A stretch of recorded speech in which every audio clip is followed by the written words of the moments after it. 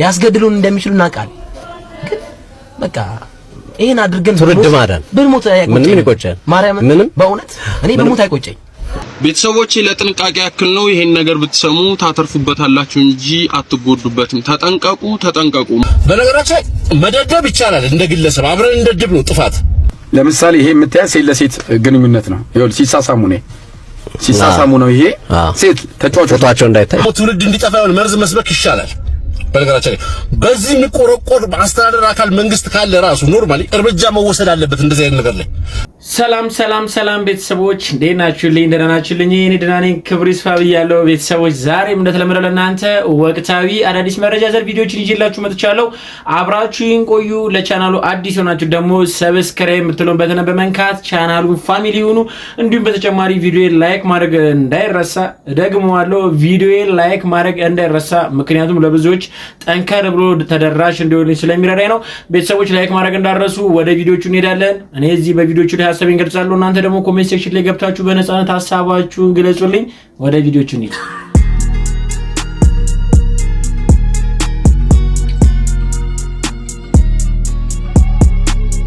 በቅድሚያም ቤተሰቦች ሁሉም ጋር ሊደርስ የሚገባ አንድ መረጃ አለ። እንግዲህ ከሰሞኑ በጅንካ የተነሳውን ወረርሽኝ ሁላችንም እናውቀው ጉዳይ ነው። እንዴት ነው መጠንቀቅ ያለብን? ከዛም በተጨማሪ እንግዲህ አሁን ላይስ ያ በሽታ ምን ላይ ደርሷል? ወረርሽኙስ እንዴት እየሆነ ነው? ምን አይነት አዲስ መረጃ አለ የሚለውን እንግዲህ ምላሽ የሚሰጠን አንድ መረጃ ይዤላችሁ መጥቻለሁ። ተከታተሉልኝ። ሰላም እንዴት ናችሁ? ዶክተር አብይ ነኝ። ሁላችሁም ይሄን ቪዲዮ ሼር፣ ኮፒ ሊንክ፣ ሪፖስት በማድረግ ጀምሩ። አንድ ወሳኝ መረጃ ነግራችኋለሁ። እንግዲህ ሰሞኑን በአኪዩት ሄሞራጂክ ፊቨር ወይም ደግሞ ሰሞኑ የተከሰተው ወረርሽኝ ጂንካ ከተማ ላይ ማለት ነው እንደነበር ነግራችሁ ነበር። ከዛ በኋላ ብዙ መረጃ ሰምታችኋል። ዛሬ ጠቅለል ያለ ነገር እነግራችኋለሁ። እንግዲህ የተወሰኑ መግለጫዎችና መረጃዎችን እየሰማው ነበረ። እንግዲህ ጂንካ ከተማ ላይ ባለፉት ጊዜያት ውስጥ የተሰሩ ስራዎችን ልንገራችሁ። በጣም ደስ ስላለኝ ነው ዛሬ ነው እኔም ይሄን መረጃ በደንብ ያየሁት ከስራ እንደገባው። የመጀመሪያው ነገር ምንድነው? ፈጣን የሆነ ምላሽ የሚሰጥ ቡድን ተቋቁሟል። እንዲህ አይነት ነገሮች የሚፈጠሩበት ጊዜ ድንገተኛ የሆኑ ያልተለመዱ ችግሮች ሲኖሩ እንደ አገር የሚደረገው ፈጣን የሆነ ምላሽ የሚሰጥ ቡድን ማቋቋም ነው። ያ ቡድን ተቋቁሞ ቀጥታ ወደ ጂንካ ከተማ በመግባት በጣም የተለያዩ ስራዎችን እየሰራ ነው። አንዱ ደስ ያለኝ ነገር ምንድነው? ከፍተኛ አቅም ያላቸው ላቦራቶሪ መሳሪያዎች እንደገቡ አይቻለሁ። ያ ማለት ተንቀሳቃሽ ላቦራቶሪ ነው። በጣም ደስ የሚል ነገር ነው። ኦልሞስት ወደ 129 ሰዎች ንክኪ እንዳለባቸው ወይም ከዚህ ችግር ጋር የተያያዘ በንክኪ የታወቁ ነው ተለይቶም ደግሞ ክትትል የሚደረግላቸው ሰዎች እንዳሉም ሰምቻለሁ። ወደ 17 ሰዎች እስካሁን ድረስ በዚህ ችግር እንደተጠቁም ሰምቻለሁ ወይም ደግሞ አንብቤያለሁ ማለት ነው ወይ መረጃውን። ከዛም በተጨማሪ 3 ሰዎች ህይወታቸውን በዚህ ችግር እንዳጡ መረጃዎችንም አግኝቻለሁ። በጣም ያስደሰተኝ ነገር ግን ከሁሉ በላይ ምንድነው ቅድም ባለፈውም እንደነገርኳችሁ እንዲህ አይነት በጣም አስቸጋሪ የሆኑ ወረርሽኝ የሚመስሉ ነገሮች ሲከሰቱ ኮንቴን ማድረግ ወይም ደግሞ እዛው አካባቢ ማስቀረት በጣም ትልቁ ስራ ነው ብዬ አምናለሁና በከተማ መውጫና መግቢያ ላይ የምርመራ ጣቢያዎች ተቋቁሞ ከፍተኛ የሆነ ልየታ እየተሰራ እንደሆነ ሰምቻለሁ። ይሄ በጣም የሚገርም ስራ ነው። እውነት ለመናገር ደስ የሚል የህብረተሰቡን ጤና ለመጠበቅ በጣም ከፍተኛ ዋጋ ያለው ስራ ነው። ፕላስ ደግሞ ተንቀሳቃሽ ላቦራቶሪም እንደገባ ሰምቻለሁ። ከፍተኛ የመመርመር አቅም ያለው ኢቭን ብዙ ጊዜ እንደ አይነት ችግሮች ሲፈጠሩ የሚያስቸግረው ምንድነው? አናሊሲስ መስራት ኢላይዛ ወይም ደግሞ ጄኔቲክ የሆኑ ቫይራል እንትኖችን የመለየት ስራ ብዙ ጊዜ ወደ ውጭ ነበር የሚላከው። አሁን ግን በአገር ውስጥ እየተሰራ እንደሆነ አይቻለሁ። ይሄም ፈጣን የሆነ ምላሹን ለመስጠት በጣም የሚመች ነገር ይፈጥራል ወይም ደግሞ የሚመች ኢንቫይሮንመንት ይፈጥራል ብዬ አስባለሁ። ይሄም በጣም ከሁሉ በላይ ያስደሰተኝ ነገር ነው። ከዛ በተጨማሪ ግን የጤና ባለሙያዎች በጣም በተደራጀ መልኩ ህብረተሰቡን የማንቃትና ምርመራዎችን የማድረግ የመለየት እንዲሁም ደግሞ ምልክቶችን በደንብ የማስረዳትና ህዝቡ በደንብ ኮንሺየስ ሆኖ እንዲያቅ እንዲረዳና ፕላስ ደግሞ ጥንቃቄዎችን እንዲያደርግ ስራዎች እየተሰሩ እንደሆነ ሰምቻለሁ። ይሄ በጣም ከሁሉ በላይ ያስደሰተኝ ነው። በዚህ ችግር ወይም ደግሞ ማርበርግ በሚባለው ቫይረስ አሁን በተለየው ማለት ነው ነፍሳቸውን ላጡ 3 በጂንካ ከተማ ለሚኖሩ ነዋሪዎች የራሱ የጤና ሚኒስትርም እንዲሁም የህብረተሰብ ጤና ኢንስቲትዩትም ሀዘናቸውን ገልጸዋል። እኔም በጣም ከልቤን ያዘንኩት እግዚአብሔር ያበርታችሁ ያጽናናችሁ። እዚህ ጋር አንድ መናገር የምፈልገው መልእክት ምንድነው? እንዲህ አይነት ድንገተኛ ነገሮች ሲፈጸሙ የተለያዩ መረጃዎች ከተለያዩ ቦታዎች ልትሰሙ ትችላላችሁ። ነገር ግን ፕራይመሪ ሶርስ ላይ ቬሪፋይ ማድረግ ወይም ደግሞ ትክክል ነው አይደለም የሚለውን ነገር ማረጋገጥ ያስፈልጋል ብያለሁ እንደ ማህበረሰብ። ምክንያቱም ደግሞ ምንድነው ለውዥንብር በጣም ለስትረስ አንዳንዴ በጣም ለከፍተኛ የሆነ ጭንቀትም ሊዳርግ ስለሚችል ማለት ነው። የተለያዩ መረጃዎችን ከተለያዩ ቦታዎች ስንሰማ ቬሪፋይድ ካልሆኑ ቦታዎች ማለት ነው ነገር ግን እኔ ለወደፊቱም ቢሆን እንዲህ አይነት መረጃዎችን መስማት ካለባችሁ ራሱ ከጤና ማህበረሰብ ኢንስቲትዩት እና ከጤና ሚኒስቴር ብትሰሙ፣ ምክንያቱም ኃላፊነት ያለባቸው አካላት ስለሆኑ ኃላፊነቱም ደግሞ በተቋም ደረጃ የሚወሰድ ስለሆነ ከዛ መረጃዎችን ብትወስዱና ራሳችሁን ደግሞ ካልባሌ መረጃዎች በተጠብቁ ስል በጣም በትትና መናገር ፈልጋለሁ። በጣም ነው ደስ ያለኝ። አሁን ገብቼ ነው እነዚህ መረጃዎች ያነበብኳቸው። ደስ ይላል። አሁንም ቢሆን ኮንቴንት መደረጉ አይቀርም፣ ፕላስ ችግሩ መጥፋቱ አይቀርም። ለዚህ ደግሞ ህብረተሰቡ ከጤና ሚኒስቴር እና እንዲሁም ከህብረተሰብ ጤና ኢንስቲትዩት ካላቃችሁ ፈጣን ምላሽ ቡድን ሰጪዎች ጋር በመተባበር ስራውን አጠናክሮ መቀጠል አለበት። ኦልሶ ደግሞ እንዲህ አይነት ምልክቶች በሚታዩበት ጊዜ ማለት ነው፣ ለምሳሌ እንደ ከፍተኛ የሆነ ትኩሳት፣ ማስመለስ፣ ደም መድማት እንዲህ አይነት ምልክቶች በሚታዩበት ጊዜ ወደ ጤና ሚኒስቴር ያስቀመጣቸው 2 ስልክ ቁጥሮች አሉ። በ8335 እንዲሁም ደግሞ በ952 በመደወል መረጃዎች መስጠት፣ ልይታ ካስፈለገም ደግሞ እናንተ ራሳችሁ እንደ አይነት ምልክቶች በመታዩበት ጊዜ ራሳችሁን ከቤተሰቦቻችሁ፣ ከልጆቻችሁ፣ ከምትወዷቸው ሰዎች፣ ከአካባቢያችሁ ራሳችሁን በመቆጠብ ምክንያቱም ራሳችሁን ስትለዩ ወይም ደግሞ አይዞሌት ስታደርጉ እናንተም ሌሎቹም ደግሞ ወደ ሌሎች ወደ እናንተ ወደምትወዷቸው እንዳይተላለፍ ስለሚያደርግ ራስን በመለየት መረጃዎችን ቶሎ ብሎ ወደ ጤና በተቀደም በነገርኳችሁ ስልኮች በማሳወቅ ልየታና ክትትል እንዲደረግላችሁ ብታደርጉ በጣም በአጭር ጊዜ ውስጥ ይሄን ነገር መቆጣጠር ይቻላል ብዬ መናገር እፈልጋለሁ። በጣም አመሰግናለሁ። ሁላችሁንም ወዳችኋለሁ። ዶክተር አብይ ነኝ ከኢሊቲ አንገት በላይ ቀዶ ሕክምና ማዕከል። ደህና ደሩ። እኔም ከዚህ ጋር አመሰግናለሁ ወንድማችን ዶክተር አብይ ቀለል ባለ እንዲሁም ደግሞ በሚገባ መልኩ እንግዲህ የሰሞኑን ወረርሽኝን ምን ማድረግ እንዳለብን አሁናዊ ሁኔታውስ ምንድነው ያለውን የሚለውን ነገርን ግልጽ አድርጎ እንግዲህ አስረድቶናል። ከዚህ ጋር ተያይዞ እኔም ባለፉ ቪዲዮዎች ላይ እንግዲህ ቫይረሱ በምን አይነት ሁኔታ ነው የሚተላለፈው እንዲሁም ደግሞ ከመተላለፉም አልፎ ምን አይነት ችግር ነው ሊፈጥር የሚችለው እንዴትስ ነው ምልክቱ የሚያሳየው የሚሉትን አጋርቻችሁ ነበረ። አሁንም እንግዲህ ሁላችንም ኃላፊነት ሊሰማን ይገባል። የአቅማችን ያህል ልንጠነቀቅ ይገባል። ምክንያቱም ይህ ቫይረስን ይህ ወረርሽኝ እንግዲህ ገዳይ መሆኑን መርሳት የለብንም።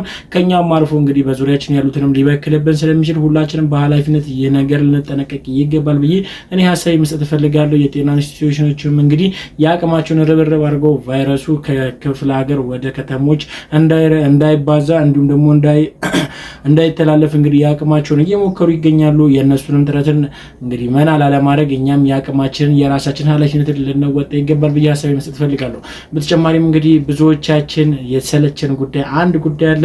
በተለያየ ጊዜ ብዙ ሰዎች ላይ የሚደርስ ስርቆት አለ። ይህን ነገር እንዴት ነው ልንጠነቀቅ የሚገባው? በማንገምታቸው እንዲሁም ደግሞ በማናስባቸው ሰዎች ይህ ዘርፊያ እየተካሄደብን ይገኛል። ከዚህ ዘርፊያ እንዴት ነው ልንጠነቀቅ የሚገባው? እስቲ አንድ መረጃ አለ ላጋራችሁ። የት ነህ? የት ነሽ? የት ናችሁ?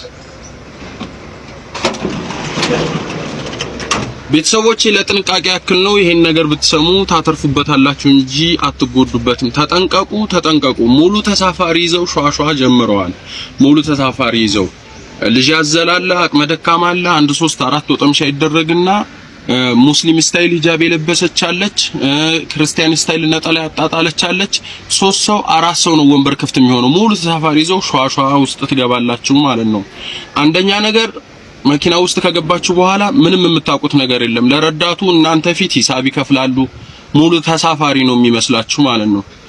በሁለተኛ ነገር ደግሞ የት ነሽ የት ናችሁ ካለ ረዳት መግባት የለባችሁም ብዬ አስባለሁ። ለምሳሌ መነሻ ቦታው አራብሳ ቢሆን ከአራብሳ መገናኛ ከሆነ የሚሄደው መገናኛ ብሎ ይጥራ፣ ጣፎ ከሆነ የሚሄደው ጣፎ ብሎ ይጥራ። የት ነህ ካለ ሿሿ ነው። ጣፎን ብትሉት እሺ ነው የሚላችሁ፣ አያትን ብትሉት እሺ ነው የሚላችሁ፣ መገናኛም ብትሉት እሺ ነው የሚላችሁ፣ ሜክሲኮን ብትሉት እሺ ነው የሚላችሁ። አላማው ሌላ ስለሆነ ማለት ነው። ይህንን ነገር ለመጠንቀቅ የመጀመሪያው ነገር ሁላችሁም በየሃይማኖታችሁ ዱዓ ማድረግ መጸለይ ነው። ከቤታችሁ ስትወጡ ማታ ላይ በጣም አደገኛ ነገር ነው። ገፍተው ይጥሏችኋል፣ ህይወታችሁን ይነጥቃሉ። ሞባይላችሁንና ስልካችሁንና ፖርሳችሁን ወስደው አይምሯችሁም። በሁለተኛ ነገር ደግሞ ጸልያችሁ ከወጣችሁ በኋላ ከመነሻ ቦታ ላይ ብትሳፈሩ፣ ፌርማታ ላይ ብትሳፈሩ፣ ከተራ ቦታ ላይ ብትሳፈሩ ብዬ እመክራለሁ። ከተራ ቦታ ላይ ካልተሳፈራችሁ ደግሞ የት ነሽ ብሎ በሚጠራው ሳይሆን ትሄጃለሽ ትሄራላችሁ ብሎ መስመሩን የሚጠራ ጣፎ ከሆነ ጣፎ፣ መገናኛ ከሆነ መገናኛ እያለ የሚጠራው ብገቡ ሴቭ ነው ላለው። አመሰግናለሁ። የቀን ተቀን ውሏችን ላይ የትራንስፖርት ሰርቪስ እንግዲህ መጠቀማችን ግዴታ ነው። ሁላችንም ይህን አገልግሎት እንጠቀማለን። ከዚህ ጋርም ተያይዞ ሌቦችም በዚህ ጉዳይ ላይ የአቅማቸውን ጥረት ራሳቸውን አዘጋጅተው መተው ጥቃት ያደርሱብናል ወይም ደግሞ ዝርፊያ ያካሂዱብናል። ለዚህ ምላሽ የሚሆነው የመጀመሪያው እንግዲህ ጸልዮ መውጣት ሲሆን ከዛ ባሻገርም በትራንስፖርት ዘርፍ ላይ ብዙዎች ልምድ ያላቸው ሌቦች እንዳሉ መርሳት የለብንም ከአገልግሎቱ ጋርም ተያይዞ። ስለዚህ ልንጠነቀቅ የሚገባን እንግዲህ እኛ የምንፈልገውን መንገድ የት ነሽ ብሎ ከሚጠራ ይልቅ ትራንስፖርቱን ልንሳፈርበት ወይ ልንሄድበት ያሰብነው መንገድን በትክክል የሚጠራልን ላይ ነው ሄደን ተሳፍረን አገልግሎቱን ልንጠቀም የሚገባው ብሎ ወንድማችን ተናግሯል። ይህ ትክክል ነው። ብዙዎች ተዘርፍ ያለው ብዙዎች ተሰርቅ ያለው የሚሉት የት ነህ በሚል ታክሲ ላይ ነውና እባካችሁን ተጠንቀቁ ብዬ እኔም ሐሳብ መስጠት ፈልጋለሁ። ሐሳብ ካላችሁ እንግዲህ ሐሳባችሁን ኮሜንት ሴክሽን ላይ ግለጹልኝ። ተጨማሪ ቪዲዮ አለ ልጋብዛችሁ። እንጀራና ዳቦ በሱቅ ውስጥ የሚሸጡ ሰዎች ጥንቃቄ አድርጎ አዲስ የተባለ ሕግ ወጥቶላቸዋል። የአዲስ አበባ ምግብና መድኃኒት ቁጥጥር ባለስልጣን እንግዲህ ከዚህ በኋላ እንጀራ በሱቅ ውስጥ መሸጥ አይቻልም። ምክንያቱም ደግሞ ሳሙና፣ በረኪና፣ ፍሊት እንዲሁም ደግሞ ሌላ መርዛማ የሆኑ ለቤት ጽዳትም እንዲሁም ደግሞ ለተለያዩ ነገሮች መገልገያነት የሚያገለግሉ ኬሚካልና መርዛማና ለጤና ጎጂ የሆኑ ነገሮች ጋር አንድ ላይ ሆኖ እንጀራና ዳቦ መሸጥ እንደማይቻል ይፋ አድርጓል ማለት ነው። መሸጥ ከሚቻልባቸው ቦታዎች ውስጥ እንግዲህ ዳቦ ቤት፣ ባልትና መሸጫ ቤት እንዲሁም ደግሞ ምግብ ቤትና ሌሎች የተፈቀደላቸው ቦታዎች ላይ እንጀራና ዳቦ እንዲሸጥ ብቻ ፈቃድ ሰጥቷል ማለት ነው። እናንተ በዚህ ጉዳይ ላይ ምን አስተያየት እንዳላችሁ ሐሳባችሁን ኮሜንት ላይ አጋሩኝ። በአዳዲስ መረጃዎች መልሳለሁ። የፕላስ ምልክቷን ተጭናችሁ ቤተሰቡን መልካም ምሽት። በተለያየ ጊዜ አዳዲስ ህጎች ይወጣሉ። ከነሱ መካከል እንግዲህ አንዱ ይህ ነው። ይህ መረጃ ከወጣ ሰዓት ጀምሮ ብዙዎች ጋር ሐሰተኛ መረጃ እየደረሰ ይገኛል። ምን የሚል ከሆነ እሱም ደግሞ ምንድነው እንጀራና ዳቦ ከናካቴው መሸጥ ቆመ ወይም ደግሞ በምንም አይነት ሳለ እንጀራና ዳቦ መሸጥ አይቻልም የሚል መረጃ እንግዲህ ሲያስፋፉ ነበር። ነገር ግን ትክክለኛ መረጃው ይህ ነው። እንጀራና ዳቦ እንግዲህ ሸቀጣሸቀጥ ወይም በሱቆች ውስጥ መሸጥ አይቻልም ነው እንጂ የተባለው በዳቦ ቤት እንዲሁም በባልትና ቤቶች ውስጥ እንጀራና ዳቦ መሸጥ አልቆመም። ስለዚህ አገልግሎቱ አልተቋረጠም። ነገር ግን በፊት እንደሚሸጡት ሸቀጣሸቀጥ ከሚሸጡ ወይም ደግሞ ከሸቀጣሸቀጦች ጋር አንድ ላይ ተቀላቅሎ ስለማይሸጥ ነው እንጂ በባልትና እንዲሁም ደግሞ ዳቦ ቤቶች ላይ መሸጥ ወይም ደግሞ አገልግሎቱ አሁንም አልተቋረጠም። ሰዎች ይህ ነገርን በደንብ አረጋችሁ ልትሰሙ ይገባል። ከሐሰተኛ መረጃ ራሳችንን እንጠብቅ። በተጨማሪም እንግዲህ ቤተሰቦች የሰሞኑ ሌላኛው መነጋገሪያ የሆነ ጉዳይ ኢቢኤሶች አሁንም መልካም ስራ ሰርተው ብዙዎችን ማነጋገር ቀጥሏል። ምንድን ነው ያደረጉት? እስቲ ልጋብዛችሁ። ወላሪፍ ቆንጆ ነሽ፣ ለነገሩ ድሮም ቆንጆ ነሽ። ከኔ ጋር ከገጠምሽ ሁሉ ነገር ይጎደልሽ። አመሰግናለሁ። በጣም ማሰቡን ነገር ነው ቀርማችሁ አደረጋችሁልኝ። ህልሜ ነበር የሆነውን ነገር እንግዲህ እኔ ነኝ ደግሞ እንደዚህ አረኳት ያጎሳቆልኩት እንጂ ከዚህ ባሰ ቆንጆዬ ነበረች። ስላልቻልኩ አንድ ቀን ይቀየራል በማለት እስከዛ ደግሞ እግዚአብሔር ያውቃል። ወድሻለሁ ታውቂያለሽ። በረከቴ ነሽ ከማንም በላይ በምንም የማልቀይርሽ በምንም የልጅ እናት። ምንድነው የምትሰራው? እኔ አዳር የመኪና ጥበቃ አዳር ተቀጥሬ እና ትንሽ ነው ደሞዝ አይደለም ለኔ ለነሱ ማወቅ ይቻላል? ምኑ ስንት እንደሚከፈል? ኧረ ትንሽ ነው። ለምንም አይሆንም። በቃ ለሻይ ነው ለአንዳንድ ሰው ለሻይ። ይህ ቪዲዮ እንግዲህ በሶሻል ሚዲያ ላይ ተጋርቶ ብዙዎች እየተነጋገሩበት ይገኛሉ። ባልና ሚስት ናቸው። ባል ለሚስቱ ማድረግ የከበደውን እንግዲህ ኢቢኤሶች አድርገውላት እንግዲህ ባል ተደንቆ ምን አይነት ገለጻ እንደነበረው ስታዩት እንግዲህ እኔ ከልቤ ነው የምነግራችሁ። እውነተኛ ፍቅር ማለት ይሄ ነው ብዬ እኔ ደምድሜዋለሁ። እውነት ብዙዎች በችግር ውስጥ ይፈተናሉ። ለሚስቶቻቸው፣ ለልጆቻቸው፣ ለቤተሰባቸው እንዲሁም ደግሞ ለራሳቸው ማድረግ የሚፈልጉትን ነገር ወደ ጎን ትተው ኑሮን ለማሸነፍ ከቀን ወደ ቀን ግን ያ ፍላጎትን እየረሱት ወይም ደግሞ የሚያስፈልጋቸውን ነገርን እየረሱት በችግር ህይወት ውስጥ እንግዲህ የሚያሳልፉ በርከት ያሉ ብዙ ሰዎች አሉ። ያው ያለንበትም የሀገራችን ሁኔታ ነው። እንደዚህ አይነት ሰዎችን ግን አንስቶ አስታውሶ ኢቢኤስ እንደዚህ አይነት መልካም ስራ አድርጎ ብዙዎችን እያስደነቀ ይገኛል። ምን ትሉታላችሁ? የባልን ምን ብላችሁትስ ልትገልጹት ትችላላችሁ? ሐሳባችሁን ግለጹበት። በተጨማሪም የሰሞኑ ብዙዎችን ያነጋገረ አንድ ጉዳይ ነበረ። ብዙዎቻችንን አንገታችንን ያስደፋው ጉዳይ ነው። የኢትዮጵያ ብሔራዊ ቡድን ወይም ደግሞ የሴቶች ብሔራዊ ቡድን ጉዳይ አሁንም መነጋገሩን ቀጥሏል። አዳዲስ ሚስጥሮችም እየወጡ ይገኛሉ። አዳዲስ ማስረጃዎችም እየወጡ ይገኛሉ። ልጋብዛችሁና ሐሳባችንን እንሰጥበታለን። ቀለበት ያደረገችው ወጥቻለሁ አለች። ይቅርታ ይደረግልኝ አዋርጌያለሁ፣ ስህተት ነው ወጥቻለሁ ብላ ነው ያሳወቀችው። አይ ለተውጣት ስላለች ነው አንዱን አናቀ እሱ ፈጣሪ። ይሄኛው ደግሞ ሌላኛው ድምጽ አሁን ቅድም ያወራው እሱ አንድ የጀመርኩት ሱስ ሆነብኛል። ተሰማታለሁ ድምጿን እናሰማለን። እሷን እና ሊጉም ቢዘጋ ምንም አሉ ምስኪኖች አሉ ቤተሰቦቻቸው ነው ማጥራት አለብን። እኔ ጠርቶ እንደ አዲስ መጀመር ይችላል እንጂ ቢፈርስም ሊጉ ችግር የለም። አሉቲ በጣም ሾክ ነው ያለው። ማንንም የሚያቆመን አይደለም። እናጠራዋለን ከስር በነጭ ነው። እኛ ባይዘው ይሄን መረጃ እኮ ዴሊቨር ስናደርግ የሚታወቅ ነገር ነው። ባይዘው ይሄ አሁን በ6 ወር በ4 ወር ነው የመጣ ነገር አለ። ሲወርድ እንደ ባህል ይዘውት የመጡት ነገር ነው እንጂ ይሄንን ማንም የተናገረ ነገር የለም። እኛ ነን ያወጣነው። እኛ የሚደርስብን እናውቃለን። የሚያቀዱልን እቅድ እናውቃለን። ያስገድሉን እንደሚችሉ እናውቃለን። ግን በቃ ይሄን አድርገን ፍርድ ማዳን ብልሙት አይቆጨኝ። ማርያም ምንም በእውነት እኔ ብልሙት አይቆጨኝ። በጣም እውነት በጣም ለምሳሌ ይሄ የምታያት ሴት ለሴት ግንኙነት ነው። ይኸውልህ ሲሳሳሙ ነው። ይሄ ሴት ተጫዋቾች ፎቶአቸው እንዳይታይ ይሸፈናል። እነዚህ ሁለት አረ ይታየው። ይኸው ወዴት ነው? ወደዚህ ነው። ይኸው እነዚህ ሁለቱ ሲሳሳሙ ለዚህ ጋዜጠኛ ደረሰው። ይሄ ጋዜጠኛ ግን ለዘመናት አሁን የቆዩ ናቸው። አንደኛዋ ከኳስ ወጣለች። አሳልፈው ሰጥተዋት እዚህ ከተማችን ቡድን ነው። አሳልፈው ሰጥተዋት ከኳስ ወጣለች።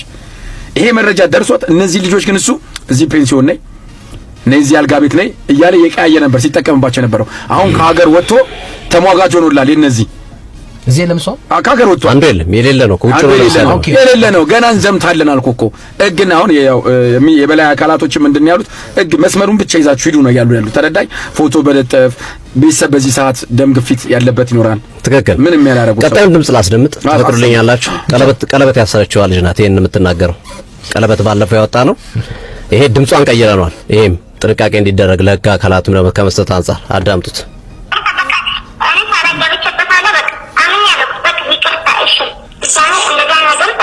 ሴት ግንኙነት ውስጥ አትገኝም። ቀደም ሲል የሰማችኋት የሴት ለሴት ቀለበት የተሳሰረችው ሁለተኛ አልገባም ስትል ቃል የምትሰጠው ናት። ሸርማዎቻችን ወደ ቀጣዩ ድምጽ እንሄድ። አንድ ድምጽ እናሰማ ነው አይሻልም? በጣም አሪፍ ሶፊ ድምጽ እናሰማ። ቅድም ምን ያስቀመጣት አንዲት ልጅ አለች አይደል? ምንም ማታቅ 7000 ብር ደሞዝተኛ የነበረች በቀጥታ 50000 ብር ደሞዝተኛ ሆነች። ከዛ በመጠጥ ሙድ ነው ባይዘወይ በመጠጥ የተጫወቱባት እንዴት እንደሚያጠምዷቸው እቺን ድምጽ ስሙ። አሁንም ድምጹን ቀየር አድርገነዋል። ከንፈርሽ ሳመችሽ መጀመሪያ ምን ጎትታሽ ነው? እሷ ዶርምሽ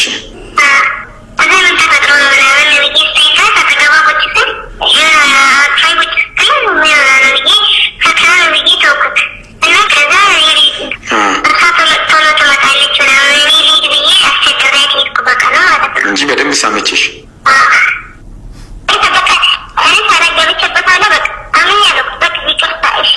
እቺኛ ደግሞ ለሴት ግንኙነት ስታደርግ የነበረው ጊዮርጊስ ካለች ልጅ ጋር ነው። አሁን ልጅቷ ኳስ ተጫዋች ናት።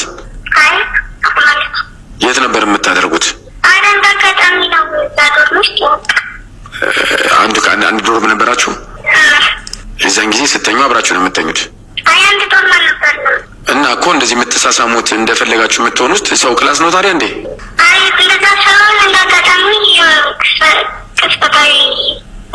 እኮ ቅስፈታዊ ምንድን ነው ያደረጋችሁት? ከንፈር ለከንፈር መሳሳም ብቻ። ከንፈርሽን ሳመችሽ መጀመሪያ ምን ጎትታሽ ነው? እሷ ዶርምሽ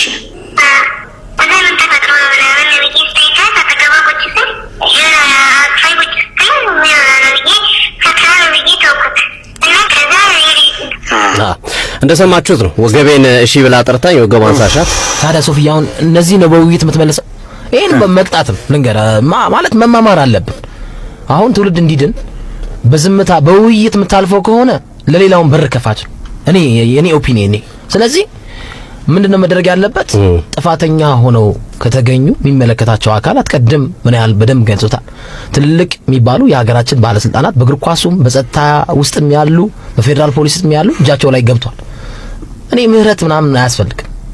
እንዴ እያንዳንድሽ በዚህ ተግባር ላይ ተሳተፍሽ ወንጀለኛ ከሆንሽ ትቀጫለሽ 25 ዓመትም 18 ዓመትም በቃ ኢትዮጵያ የአማኝ ሀገር ናት የሃይማኖተኛ ትልቅ ባህል ያላት በጣም የተከበረች ሀገር ናት የቅዱሳን ሀገር ናት ሁሉም በየእምነቱ የሚጸልይ በመጽሐፍ ቅዱስ ውስጥ ስሟ የተጠቀሰ ሀገር ናት ኢትዮጵያ እንደዛ አይነት ባህልን ከፈለግሽ ወደሚፈቅዱበት ሀገር ሄደሽ ማድረግ መብትሽ ነው ዜግነትሽን ለውጠሽ ኢትዮጵያ ውስጥ ግን ሆነሽ በእንደዚህ አይነት ስነ ምግባራዊ ተግባር ውስጥ ከተገኘሽ መቀጣት አለብሽ እንዴ እኔ ሶፊ ምንድነው ለተም ተከታና አሉቴ ምንድነው ያው አረ እሱማ ምንም አሉትኛ እኮ ፈርተናናቅ አያውቁንም እንኳን ይሄንና ስንት ነገር ያለፈን ማለት ይሄ እንኳን ህዝብ አብሮን እያለ የኢትዮጵያ ህዝብ የኢትዮጵያ መንግስት ሁሉም አብሮን እያለ ይቅርና ስንት ነገሮችን አልፈናል